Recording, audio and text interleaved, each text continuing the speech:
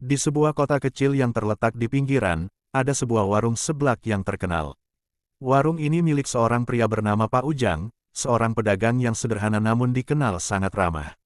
Seblak yang dijualnya selalu ramai dikunjungi, terutama karena rasa pedasnya yang luar biasa.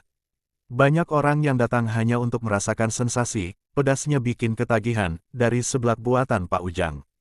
Namun, sejak beberapa minggu terakhir, ada sesuatu yang aneh terjadi. Warga yang pernah mencoba seblak di warung itu mulai menghilang satu persatu. Awalnya, tidak ada yang mengaitkan kejadian ini dengan seblak, tetapi semakin lama, semakin banyak orang yang jatuh sakit setelah memakannya. Mereka mengeluhkan mual, sakit kepala, dan pusing berat. Bahkan ada beberapa yang ditemukan pingsan di jalan, dengan wajah pucat dan bibir kehitaman. Salah seorang yang selamat, Budi, seorang pemuda yang hampir saja menjadi korban berikutnya, menceritakan kisah horornya. Pada malam itu, dia memutuskan untuk mencoba seblak yang paling pedas, seperti yang sering diiklankan oleh Pak Ujang.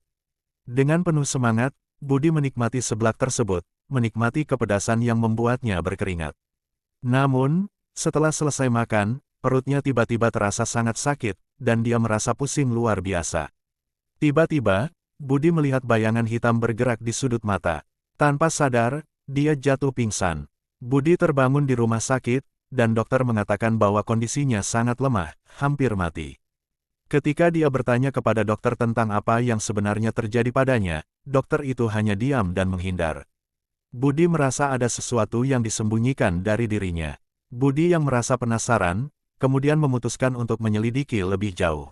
Malam berikutnya, dia kembali ke warung Pak Ujang setelah mendengar kabar bahwa warung itu masih buka seperti biasa. Saat tiba di sana, ia terkejut melihat suasana yang berbeda. Warung itu tampak gelap, dan ada bau aneh yang tercium dari dapur. Budi memberanikan diri masuk ke dalam dapur, tempat Pak Ujang biasanya memasak seblak. Di sana, dia menemukan sebuah toples besar yang berisi cairan hitam pekat, yang berbau busuk. Rasa curiga semakin tumbuh ketika Budi melihat ke dalam panci besar yang ada di atas kompor. Ada potongan-potongan daging yang tidak jelas asal-usulnya.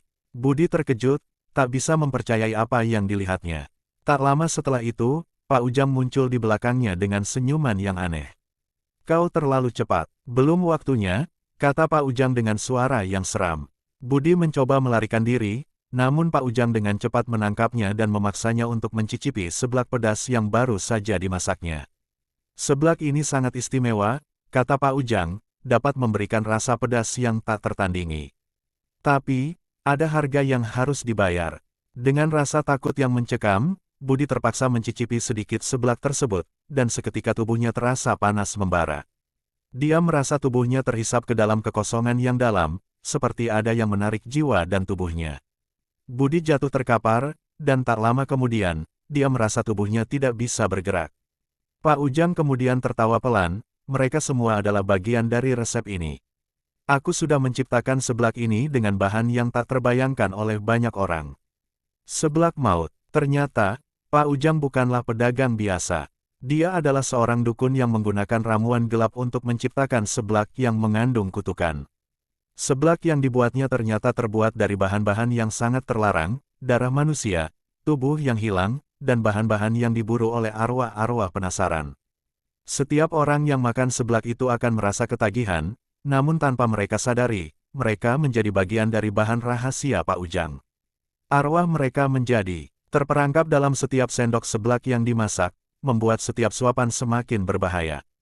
Budi yang hampir menjadi korban terakhir itu, akhirnya berhasil melarikan diri dengan susah payah. Namun, sejak malam itu, ia selalu dihantui oleh suara-suara bisikan yang terdengar dari dalam dirinya, seolah arwah-arwah yang telah terjebak dalam seblak itu berusaha untuk menguasai jiwanya. Warung Pak Ujang pun akhirnya ditutup, tetapi cerita tentang seblak maut terus menyebar di kalangan penduduk. Meskipun warung itu sudah tidak ada lagi, siapa yang berani mencoba seblak pedas yang legendaris itu akan merasakan pengalaman yang jauh lebih mengerikan daripada kepedasan biasa.